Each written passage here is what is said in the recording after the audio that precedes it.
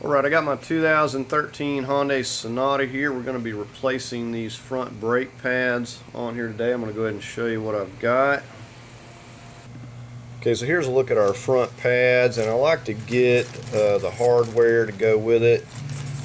And I've got some silicone paste. This works really good for those slide pins. Okay, I'm just going to go over the tools we're going to be using besides a jack and a jack stand and something to chalk your wheels with.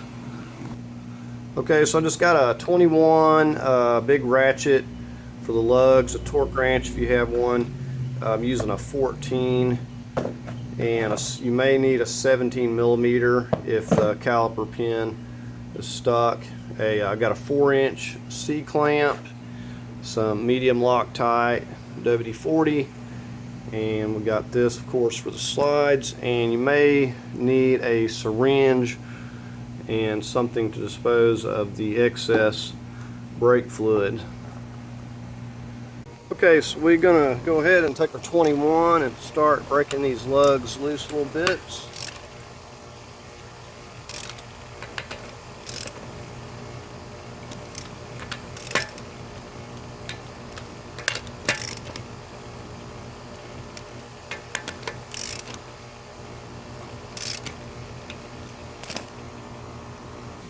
Okay, went ahead and lifted it up. We've got our jack stand just placed right there.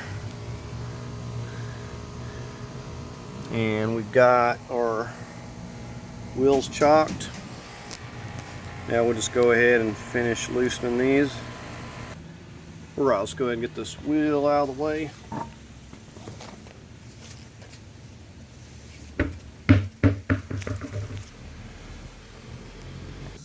Okay, so the first thing we did was turn the wheel all the way over to the right, so it'll make getting to these a little bit easier.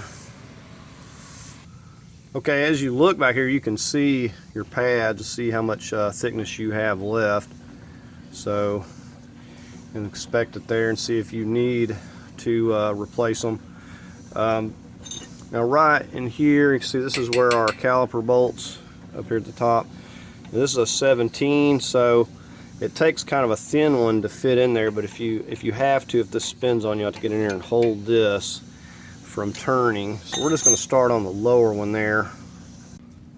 Okay, so we got my 14.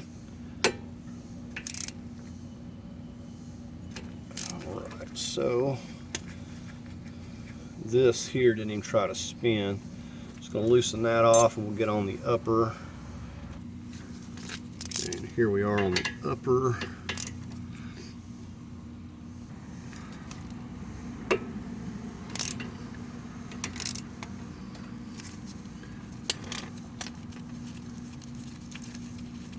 Right, the bottom one's loose. We'll just go ahead and take these completely out. Get the bottom one. Okay, at this point we should be able to wiggle this just right off of here. If not, you may have to come in and kind of push that piston over and work it out by pushing in here with a screwdriver to get some slack. But usually it'll just come right off. I'm just going to set it right up there.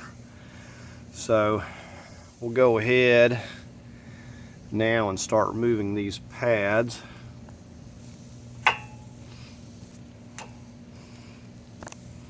There we have that side. Just note where they have this, we'll just try to put that back the same.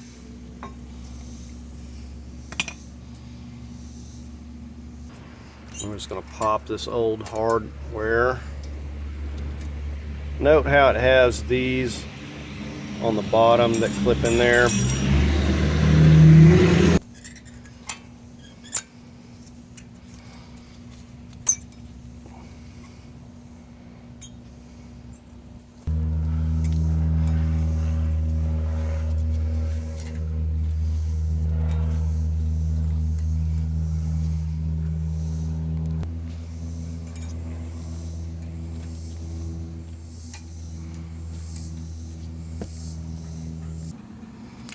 I'm going to put a little bit on these contact points, not a lot.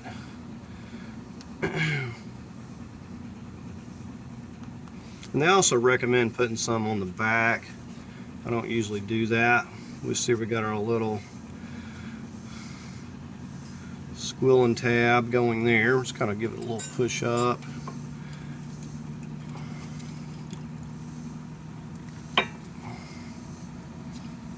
Okay, so let's see, we got it in at the bottom there. And these are ceramic pads, by the way. I usually always try to use the ceramic. You have to, you can give it a little push up there. So you can see that's seated nicely.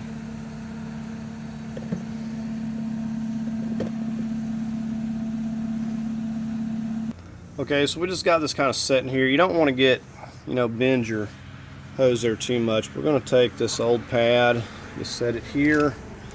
Got our 4-inch clamp. We're just going to work it right back around the back here. Okay, so you can see where we've got the clamp there. It's just right on the back side. And then we got it setting right here. Okay, the other important thing we have to do, I'm going to come up here and look. And as you can see, that is like right up to the top. So we're going to have to take a little bit of that out because there's no way we're going to be able to compress that without it running over. So we're going to go ahead and probably take a couple of syringes out of here. Okay, and you don't want to spill this stuff. It's really corrosive. But I've got my jug here. We're just going to take a couple, maybe just half. We'll go ahead and try that one. I don't want to take too much out. We'll have to put it back. So we're going to go down and start compressing it, and I'll just keep an eye on it. Another thing I like to do before I start compressing this is take a little WD-40 and let it run around this rubber seal without getting too much. Don't want it going on my rotor, but that just kind of helps. I've noticed because these seals get really dry, and it helps it not to crinkle up while I'm compressing it. So we've got enough fluid out. Let's go ahead and we're just going to push this back as far as we can. Keep an eye on it. Okay, I may actually have to take another syringe out here. Right, I took a little more out. Go ahead and finish compressing it. Right, it's almost coming up to the top up there, but it's good. You can see that my little rubber seal, my piston didn't try to flip or do anything, because I had that WD-40 on there. That helps that out.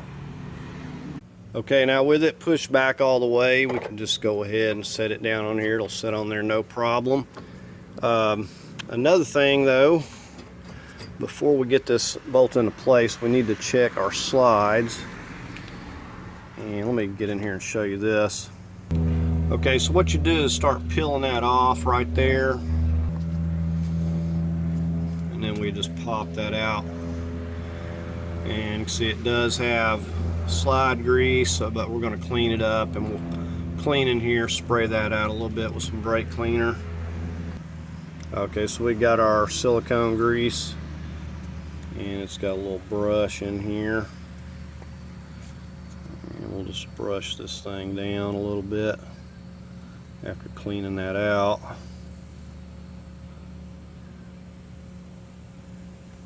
You don't have to get carried away with it. It'll just squish out whatever it can't handle. Alright. Right now I'll just pop right back on there. So we're just going to do the same thing on the bottom one. Okay, now this is a good example of what happens when you don't grease these. And any kind of grease will work, but you can see how this one's seized up here. It's not allowing it to slide at all, so I'm going to have to try to work this out. And we're going to have to clean this out real good, and I'm knocking my brake pad off over here. Alright. But it's really stuck in there. See if we can tap it.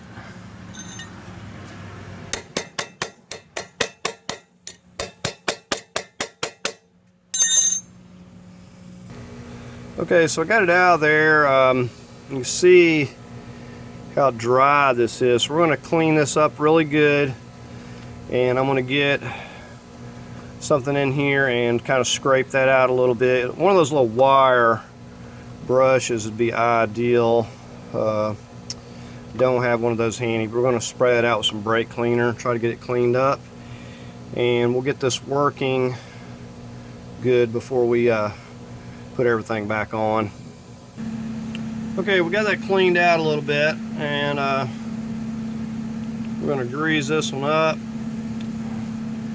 and just start working it until this is moving freely, and if it still don't work, then we're going to clean it out some more and do it over.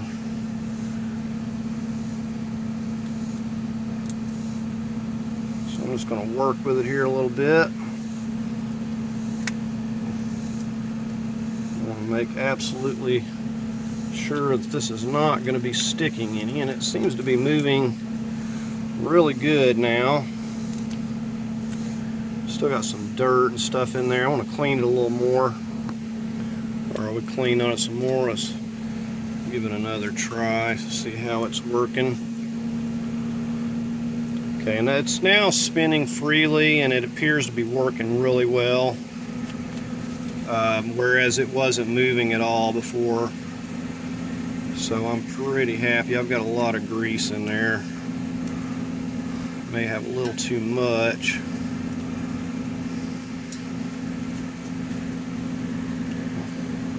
So we're going to go ahead at this point and get our caliper down here. Get a little of that excess out. Okay, so definitely don't want to neglect your slide pins, because you can do all this work for nothing. You have those seize up on you, and your brakes are not going to be working. And you may possibly have to replace this. A lot of times I think people just miss it. The lower ones seem to be the problem. They get the most water and contaminants in there. Now we're just going to start putting our bolt in here. We've got some medium Loctite. Just kind of get it lined up. Should be able to get it to thread all the way down by hand.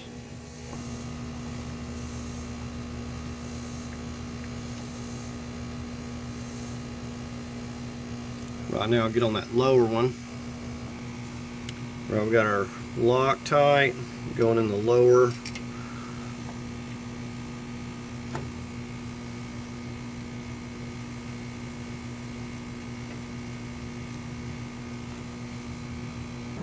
Alright, we're going to go ahead and torque these to 18 foot-pounds. If you don't have a torque wrench to torque these 14s, then just don't snug them up, but don't over tighten them, because they're little bolts.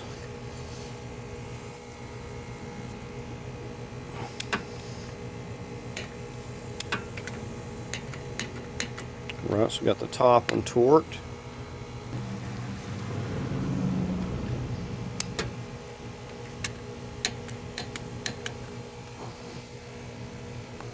I'm going to go inside the car and pump the brakes up and recheck my fluid up there. And as you can see, the fluid level looks perfect.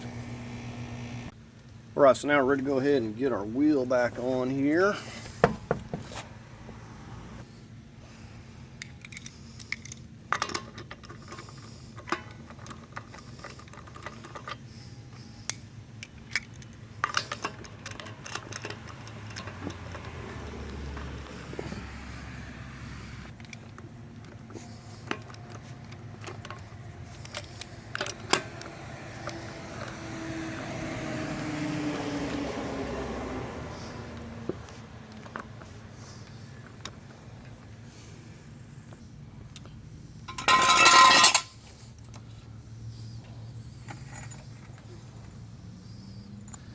Okay, we're going to go ahead and torque these in a star pattern to 80 foot-pounds.